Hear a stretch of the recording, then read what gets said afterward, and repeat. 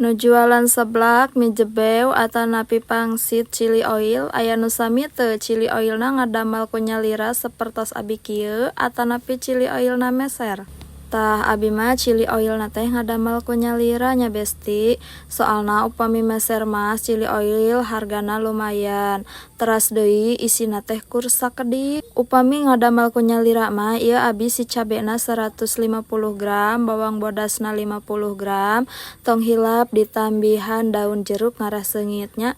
Tuh hasilna teh seueur besti ngadamel sakieu teh. Janten abi mah chili oilna teh ngadamel ku nyalira, tah chili oil ieu teh kanggo seblak sareng kanggo mie jebeu. Upami tos dingin mah tinggal dimasukkeun kana toples, tah ieu abi ngalebetkeunna teh sok kana toples anu ukuran 1 liter. Janten pas ieu teh 150 gram cabe japra teh jadi 1 liter upami tos janten chili oilna mah.